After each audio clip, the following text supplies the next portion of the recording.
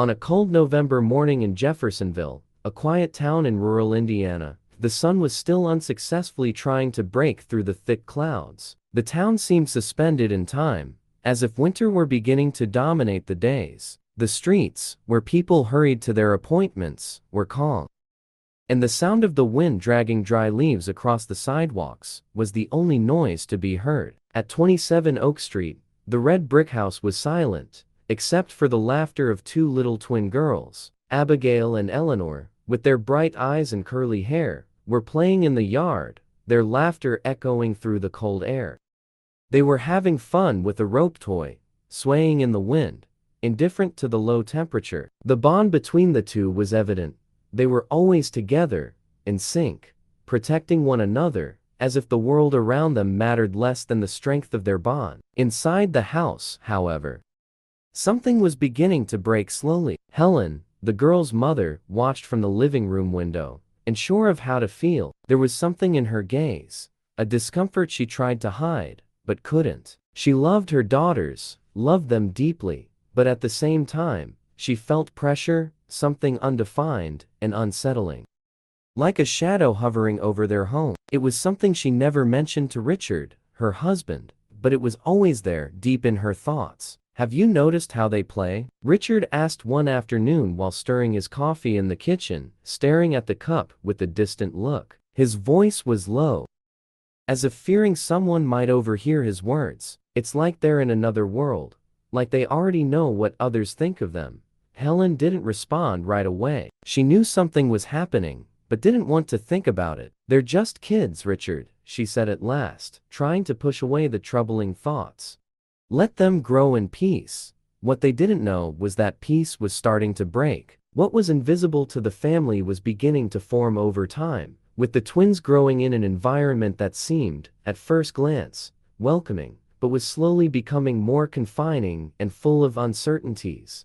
The girls' school, Jeffersonville Elementary, was a place where daily interactions seemed calm. But on many occasions, Abigail and Eleanor were left out, not because they spoke or acted differently, but because of something they couldn't control, their appearance. Over time, small signs of rejection began to emerge, disguised in uncomfortable glances, muffled laughs, and gestures of indifference. They didn't understand, but they started to feel that there was something about them that wasn't welcome. One particularly cold day, as they walked home, Abigail touched her sister's arm and whispered, "Do you notice how the other kids don't look at us the way they look at each other?"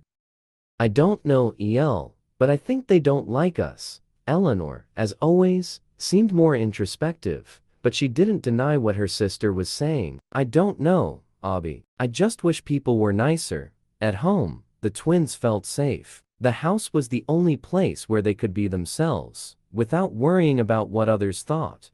Their parents, despite everything, showed love, but that love came with a silent pressure, something unspoken but insinuated in their actions, choices, and even in the way they looked at them. Helen tried to be the loving, protective mother she had always been, but sometimes her gaze wavered, her smile grew tense, as if she were carrying a weight no one else could see. She tried to maintain normalcy, ignoring any growing discomfort within her. But in her heart, one question lingered: will things always be this way? As the girls approached their 10th birthday, that question became harder to ignore. But for now, all Helen and Richard could do was watch their daughters grow, not fully understanding the impact of their own insecurities on their lives. But time, as always, did not stop, and the questions would not remain unanswered for much longer. As the years passed, the sun in Jeffersonville seemed to hide behind the clouds more often than it appeared. Winter dragged through the town, and the streets, once a playground for Abigail and Eleanor, now seemed empty, as if the town itself knew that something was about to happen. The twins were now 12, and the world around them began to feel larger, more complex, and in some ways, harder to understand. At school, differences that had once been imperceptible began to stand out. Abigail, with her wide and captivating smile, had always been more extroverted, always ready to make friends and conquer the world. Eleanor, more introspective and thoughtful, observed what happened around her, always pondering before acting. Together, they were inseparable. But something was changing. They were no longer the same girls they once were. Abigail began to notice the gaze of her classmates, which had once been full of curiosity and kindness, now laden with something heavier. It was the gaze of someone who already knew that difference is a fine line. And for some, that line must be avoided at all costs. Abigail felt it, but didn't want to believe it. She had always hoped people were good, that her friendship would be enough to break any barrier. But over time, it became hard to ignore the whispered jokes, the glances that turned away when she entered the room, and the conversations that seemed to freeze when she got close. Eleanor, who had always known to be more reserved, had already picked up on the signal. She knew something was wrong, but in her mind, what haunted her the most was not the idea of being rejected by her classmates, but the feeling that her own family was drifting away from her.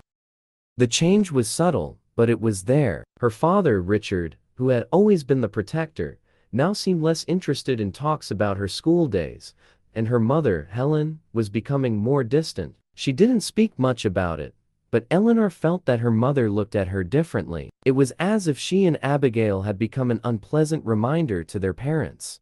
Something that had once been simply a part of family life, but now seemed to bother them, like a weight. Eleanor didn't know if it was just her sensitivity or if there was something real behind that feeling. One afternoon, when the wind was cutting through the trees in the yard and the girls' eyes met, a conversation that had never been spoken began to form. Abigail, with her more optimistic gaze, tried to break the silence. "El, you notice what's going on, don't you?" Eleanor didn't respond immediately, but her silence spoke more than words could express. "I feel it, Abby, but what are we going to do?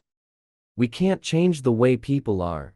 Abigail tried to smile, but frustration made her swallow it. "I know, but it's so unfair, isn't it? We didn't do anything wrong, and yet it feels like we're always in the background." The words echoed in Eleanor's mind, but she didn't know how to respond. How could she tell Abigail that maybe the problem wasn't just with the people outside the house, but inside their own family? How could she explain that? Something was changing, but she didn't know exactly what it was. That night, the first spark of real pain began to form in Eleanor's heart. She was lying in bed, staring at the ceiling when she heard the conversation coming from the living room. Her parents were speaking in low voices, but the tone of frustration was clear. "I don't know, Richard. Sometimes I feel like we're doing something wrong, you know." Helen's voice trembled. "We weren't prepared for this, Helen. We weren't prepared for them." The words fell on Eleanor like a stone. She froze. She knew her parents had never openly discussed their struggles, but that tone was different. It was as if, instead of loving them, they had become a burden they didn't know how to carry. Eleanor's heart sank. She felt a wave of shame and confusion, a sense of being a stranger in her own home. She didn't know how to react. She didn't know what to do with the words that were creeping into her mind. The next morning, breakfast was silent, more so than usual. The girls sat at the table, heads down, trying to ignore the tension in the air. Helen and Richard didn't speak, and the discomfort was palpable. "Are you girls okay?" Helen asked, trying to hide the unease in her voice. Eleanor looked at Abigail, who seemed quieter than ever. "Yes, Mom," she answered, but her voice sounded more distant than she intended. Abigail, with her hesitant smile, tried to force normality. "We're fine, yes." But the truth was, nothing was fine. What the girls didn't know was that inside their own home, their parents' love was beginning to fade. The weight of difference, of silent rejection, was starting to seep into everything around them. And although their parents tried to disguise it, the truth was that the shame hiding behind their eyes was growing. And no one knew how to deal with it. The days felt heavier, slower. Every morning, Abigail and Eleanor faced the reality of a house that no longer seemed as welcoming. The tension built with every silent meal, every averted gaze. The feeling that something was wrong, that they no longer belonged there, became unbearable. At school, the knowing glances between classmates were now accompanied by words that had once been spoken only in whispers. The jokes, the indirect remarks, everything that had once stayed in the shadows was now brought into the daylight. The boys who had once played with Abigail no longer looked at her the same way. Some girls, who had approached her out of sympathy, now made a point to avoid her gaze. Eleanor felt the pain more deeply. While her sister tried to maintain an optimistic facade, she began to notice that things were getting worse at home. Rejection wasn't only coming from their schoolmates, but also from their own father, who had started to distance himself more and more. Richard, who had always been loving and protective, now seemed to avoid them. He was no longer present in family conversations, Sunday lunches, or the little things that kept the family together. He simply withdrew into himself, and when he was home, he seemed to be somewhere else. His distant gaze and the comforting words that never came anymore were clear signs that he was fighting something he didn't know how to confront. One night, after a silent dinner, Richard abruptly stood up from the table and went to his room. Helen, always more introspective, sighed wearily. It was that night that Eleanor, as she lay down, overheard a conversation she never should have heard. "I can't do this anymore, Helen." Richard's voice sounded broken. "I look at them and I see my parents. I see what I was taught to believe, and I can't change." Helen sighed deeply. "I know, Richard. I don't know what to do either. They're our daughters, but how can we fight everything we were taught to believe?" Eleanor felt a knot tighten in her chest. Those words were like knives in her soul. Her parents, the same ones who had promised to love and protect them, were now pulling away from them. Not because of anything they had done, but because of what they were. Something they couldn't change. Abigail, overhearing the conversation, tried to suppress her own emotions, but her eyes were teary. She knew what was happening, knew what was being said about them in the shadows of the house, but her struggle to keep hope alive was becoming increasingly difficult. She wanted to believe that there was still a chance to change things, but the pain of being rejected by those she loved most consumed her. At school, things got worse. One afternoon, Abigail was in her locker, trying to avoid the hustle of the cafeteria, when one of the girls, Sarah, approached. She looked at Abigail with a hesitant smile. "Hi, Abby," Sarah said, as if trying to hide an evident discomfort. I wanted to apologize for everything, you know." Abigail looked up, surprised. "For everything? It's not personal," Sarah continued, shaking her head. "But, you know, people talk, and I don't know if I can keep being your friend if I'm different," Abigail finished. Feeling a tightness in her heart, Sarah looked at the floor, avoiding Abigail's gaze. "I don't want to say it, but people are talking, Abby. It's not just the color of your skin. It's how things change, you know. People distance themselves and I don't know what to do." Abigail remained silent, her mind starting to spin. Sarah's words, which could have been ignored before, were now the harsh truth. Rejection was coming from all sides, and she was starting to see what her parents were feeling: shame. They were being affected by it too, and the girls were the victims of that shame. However, amidst all the pain, the bond between Abigail and Eleanor grew stronger. They were the only ones who still understood each other, who still accepted each other completely. When Abigail came home that night, Eleanor was sitting on the bed, looking out the window, lost in thought. You heard too, didn't you?" Abigail asked bluntly. Eleanor turned slowly. "Yeah, I heard. I don't know what to do, Abby. I can't change. We can't change." Abigail sat next to her, taking her hand. "But we can change the way we see ourselves. I won't let anyone tell us we're not good enough. I won't let them destroy what we have." Eleanor smiled faintly, though she still felt the sting of rejection running through her veins. "You always know what to say, Abby, but I don't know who to trust anymore." The two of them embraced, knowing that the love between them would be the only thing that kept them strong in the face of everything that was happening. The next morning came with a heavy silence. Richard and Helen were no longer hiding their coldness, and the house was becoming more and more a silent battlefield. Abigail and Eleanor knew they could no longer ignore the situation. The weight of rejection was visible in every gesture from their parents. And although they tried to understand, Richard and Helen's silence grew louder with each passing day. At school, things had reached a critical point. The bullying from Sarah and other classmates had escalated. The jokes about skin color, the uncomfortable stares, and the whispers behind the hall doors had become part of the twins' daily reality. Abigail, always trying to protect Eleanor, felt an indescribable pain, but forced herself to keep her composure. She didn't want to be the first to break, didn't want to be the weaker one between them. It was a Thursday afternoon when the pressure finally exploded. At the end of school, Abigail noticed that Eleanor seemed more withdrawn than usual. By a tree outside, Sarah and some other girls from school were surrounding her, laughing quietly. Abigail, feeling rage take over her body, ran toward them, not knowing what she would do, but with an uncontrollable impulse to defend. "Why don't you leave her alone?" Abigail shouted, her voice filled with a mix of desperation and anger.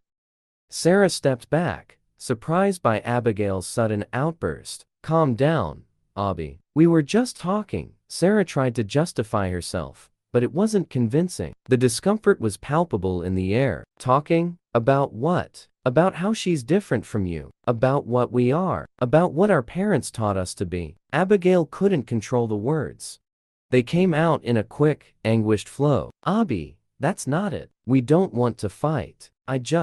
Sarah couldn't finish the sentence. Abigail was too furious to listen. She turned to Eleanor, who now seemed more frightened than ever. Her sister's eyes were filled with tears, and her face was marked by the anguish of yet another humiliation.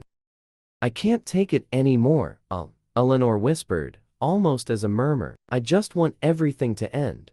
And it was in that moment, in that situation of total despair, that Abigail knew what she had to do. They couldn't keep bending under the weight of rejection and pain. If the world saw them as different, if their own family rejected them, they would have to come together even more. The love they had for each other would be all they needed to survive. In the following days, Abigail made a radical decision. She knew she could no longer live in the shadow of the shame her own family seemed to feel. She began opening up to people outside the family circle.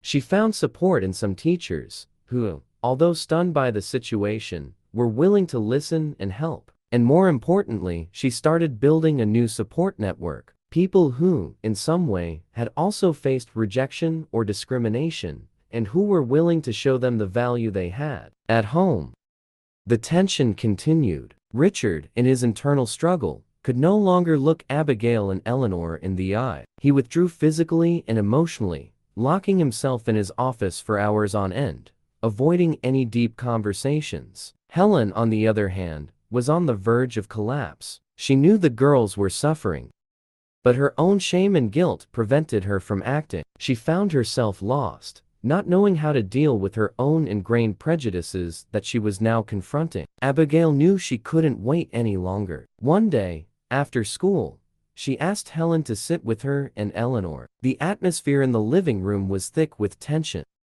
But the girls were determined. They could no longer live on crumbs of love. They needed to face reality and take the first step toward their own healing. "Mom, we need to talk," Abigail said, trying to stay calm, though the pain was visible in her eyes. "I know something has changed. I know what we're living through isn't healthy for any of us anymore."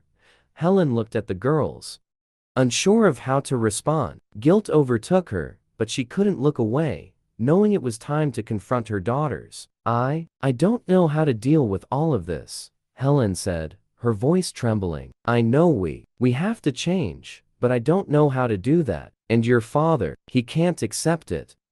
I don't know how to deal with this."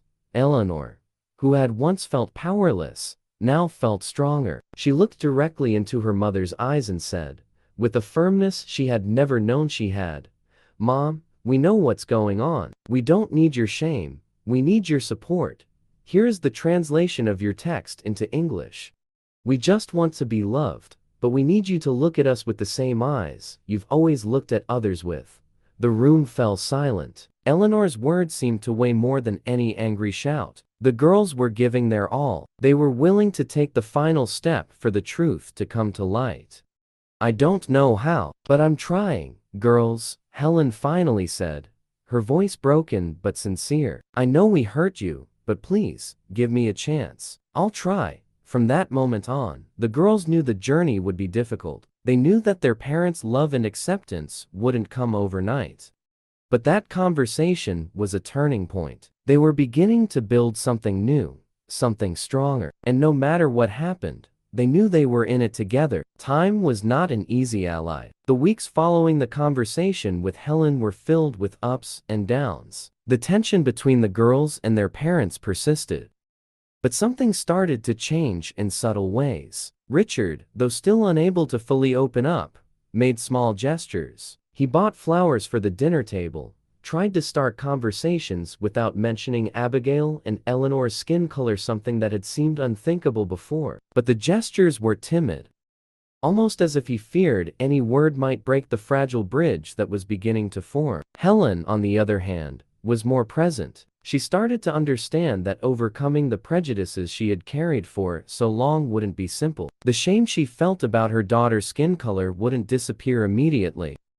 But she was trying, and that was more than Abigail and Eleanor could ask for. She signed up for diversity support groups and began to study more about the challenges her daughters faced. However, her transformation was slower. The pain of confronting her own mistakes was too great. At school, the twins were also rebuilding themselves.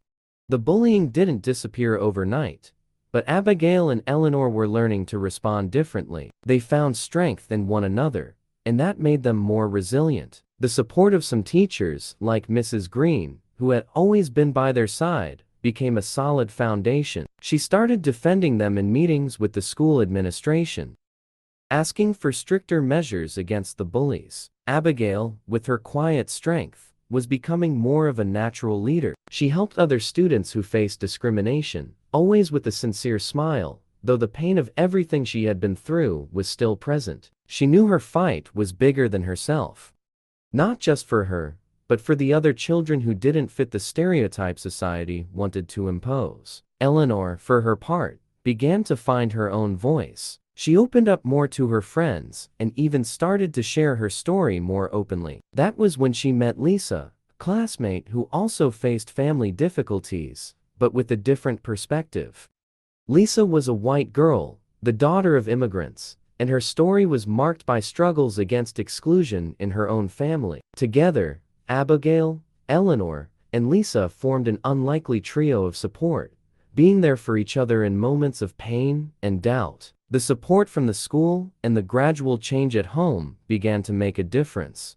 However, the biggest test was yet to come. When Richard, in a rare moment of vulnerability, invited Abigail and Eleanor to dinner with him, the weight of the past seemed to threaten the progress they had made. At dinner, Richard looked at his daughters with a gaze that, for the first time in a long time, seemed more open. He hadn't changed completely, but something was in process. "I know I've been wrong," he said, in a hesitant attempt to admit his failure. "I don't know how to fix all of this, but I'm trying. I'm not perfect, and maybe I'll never fully understand, but I'll learn. I want to try to be better for you." It was a quiet, intense moment. But Richard's words, though simple, marked a significant change. It wasn't the big change Abigail and Eleanor had expected, but it was an important step. They were moving towards something new, even if hesitantly. The truth was that, while the change wasn't immediate, the twins now had the confidence that, at least, their parents were willing to take the first step. The true revolution within Abigail and Eleanor, however, didn't come from their parents' acceptance. It came from themselves. Through the pain, they learned to recognize themselves as whole beings, without the need for others' approval to validate their existence. They found freedom the moment they started believing in themselves. They discovered the power of identity and self-acceptance, a lesson that would form the foundation of their entire lives. On the last day of school that year, the school principal, Mrs. Palmer, announced an event in honor of diversity and inclusion. Abigail and Eleanor were invited to speak about their experiences. They hesitated, but soon realized that this was the right moment to share their story. When it was their turn, Abigail spoke first. "I always thought I needed others' approval, that my color wasn't good enough, but I've learned over time that we're perfect just the way we are. What really matters is who we are inside." And that's what we have to learn to see. We are more than any label or preconceived idea. Eleanor, with the same strength as Abigail, added, "Never let anyone tell you that you don't deserve love, respect, or space. We all have something to offer, and no one has the right to take that from us." The applause was strong, not because they were heroes, but because they had given something more important, an example of overcoming, courage, and the willingness to be true to oneself. In the end, they didn't need anyone's approval. What mattered was that together, they had found each other and found strength in adversity. The impact of the girl's speech resonated with everyone in the audience. Some teachers were moved, and other students felt inspired. And although the world around them still had its prejudices, Abigail and Eleanor knew that when they looked at each other, they had something no one could take from them: love, acceptance, and the strength to move forward. The twins' journey was far from easy, but now, they were ready to face it not with fear, but with the certainty that, above all, they were worthy of the love and respect everyone deserves.